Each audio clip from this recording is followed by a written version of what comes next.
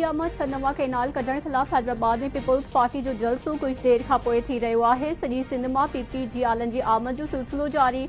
हटड़ी bypass वटि जलसे खे peoples party chairman Bilawal Bhutto Zardari ख़िताब कंदो। जलसे लाइ वॾी स्टेज तयार, कारकुननि जी आजिया लाइ कैंपूं क़ाइम। जलसे गांव में गर्मी खे मुंहुं ॾियण लाइ हीट स्ट्रोक कैंप्स भी कायम कयूं वयूं। सीनियर सूबाई वज़ीर शोरजील जनाब मेमण पारां जलसे वारे हंध जो दौरो, आवाम खे सहूलतुनि बाबति लाॻापियल अमलदारनि खे हिदायतूं। सिंध जो वॾाहिद पीपल्स पार्टी केनाल मामले ते पंहिंजे मौक़िफ़ तां पोइ ते न हटंदी। सिंध दरिया में 6 नवा कैनाल्स कढण खिलाफ हिबरलोए बाईपास से धरणो जारी।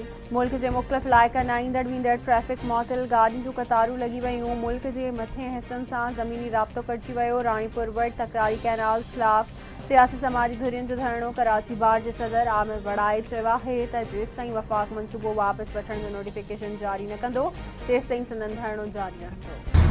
सिंध हाई कोर्ट में इरसा जी जोड़जक ऐं कैनालनि लाइ पाणी जी दस्तियाबी सर्टिफिकेट खिलाफ दरख़्वास्त ते ॿुधणी। सेक्रेटरी इरसा, एडवोकेट जनरल सिंध ऐं एडिशनल अटॉर्नी जनरल समेत ॿिया अमलदार पेश। छा इरसा में सिंध मां को वफ़ाक़ी मेंबर मुक़ररु कयो वियो आहे? अदालत जो अहिड़ो हुकुम अॻे मौजूदु आहे। इन अदालती हुकुम ते अञा ताईं अमल छो नाहे थियो? अदालत जो पुछाड़ो। एडिशनल अटॉर्नी जनरल अदालत खां जवाब जमा कराइण लाइ वक़्तु घुरी वरितो। सुप्रीम कोर्ट में अपील खे फॉलो अप न हुजण करे रद्द कयो वियो। एडिशनल अटॉर्नी जनरल जी अदालत खे आगाही, छा कैनालनि ते कमु हली रहियो आहे? अदालत जो सवाल। अदालती हुक्मनि ते अमल कंदे कैनालनि ते कमु रोकियो वियो आहे। एडिशनल अटॉर्नी जनरल जो जवाब। FBR जी डिजिटलाइज़ेशन जो सफ़र शुरू थी चुको आहे। कर्ज़नि मां जान छॾाइण लाइ हदफ़नि खे यकीनी बणायो वञे। FBR जी डिजिटलाइज़ेशन जो सफ़र डिघो हो। रस्ते में ईंदड़ रंडकुनि खे ख़त्म करणो पवंदो। असां फ़ैसिलो कयो हो त FBR जे समूरे निज़ाम खे डिजिटलाइज़ कयो वेंदो।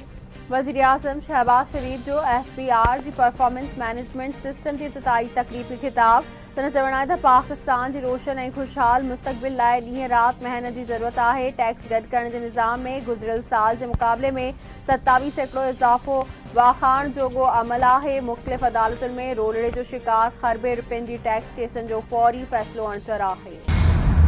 अफ़गान तालिबान अमेरिकी फ़ौज पारां छॾियल 5 लख हथियार दहशतगर्दनि खे विकिरो करे छॾिया आहिनि। बरतानिया जी मीडिया दावा।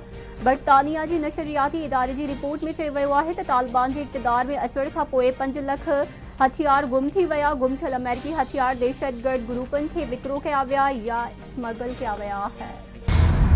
वज़ीर आज़म समूरा इख़्तिलाफ़ ख़त्म करे दहशतगर्दी ख़िलाफ़ क़ौमी इतिहाद अणचर करार ॾेई छॾियो। संदन चवणु आहे त मुल्क मां दहशतगर्दी जे ख़ात्मे लाइ असांजो जिहाद जारी रहंदो।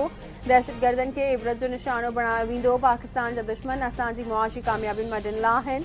असांखे पंहिंजा इख़्तिलाफ़ ख़त्म करे दहशतगर्दनि जो ख़ात्मो करणो आहे। दहशतगर्दी ख़िलाफ़ समूरनि इदारनि ऐं मंसूबनि जी कोशिशुनि जूं वाखाण जोगियूं आहिनि।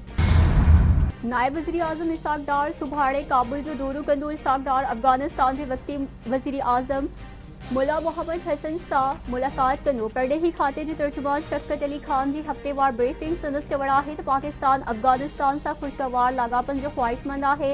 पाकिस्तान ईरान ऐं अमेरिका विच में ॻाल्हियुनि जी आजिया करे थो। ट्रैफिक कानून जी भनकड़ियुनि ख़िलाफ़ क्रैकडाउन जारी। पुलिस तरफ़ां ट्रैफिक कानून जी भनकड़ी ते 15,217 नंबर मोटरसाइकिलूं तहवील में वरितियूं वयूं। फैंसी नंबर प्लेट्स ऐं कारनि शीशनि ख़िलाफ़ 1,124 कार्रवाइयूं कयूं वयूं। कार्रवाई दौरान 274 हैवी ऐं नंढनि गाॾियुनि खे तहवील में वरितो वियो। सीनियर वज़ीर शोरजील जनाब मेमण चवे थो क्रैकडाउन अवाम जी जान ऐं माल जे तहफ़ुज़ लाइ कयो पियो वञे। ट्रैफिक कानून जी भनकड़ियूं बर्दाश्त जोगियूं न आहिनि। कानून जी भनकड़ी करण ते सख़्त कार्रवाई कई वेंदी। शहरी कानून जी पाबंदी कनि ऐं हिकु महज़ब ऐं ज़िम्मेवार शहरी जो हिसो बणिजनि में किरदार अदा कनि। मुहिम जो मक़सदु महफ़ूज़ ऐं कानून ते ॿधल ट्रांसपोर्ट निज़ाम क़ाइमु करणु आहे। चटु भरिसां ॿिनि में हलंदड़ पुराणे तकरार तां हिकु ॼणो क़तल। ॻोठ सुल्तान कमलाणी में कमलाणी बिरादरी जी ॿिनि में झेड़ो थी पियो। फायरिंग जे नतीजे में सद्दाम कमलाणी मारिजी वियो। धुरियुनि में छिकताड़। कमलाणी बिरादरी जी ॿिनि में ज़मीन जे मुआमले तां तकरार हलंदड़ हो। थरी मीरवार जे सहाफ़ी एडी शर जे क़तल केस जी जांच लाइ JIT क़ाइम।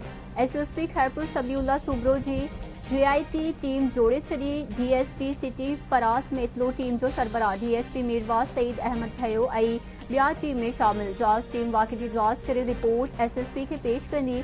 SSP खैरपुर SHO थरी मीरवा के हटाए खेस लाइन हाजिर करे छो।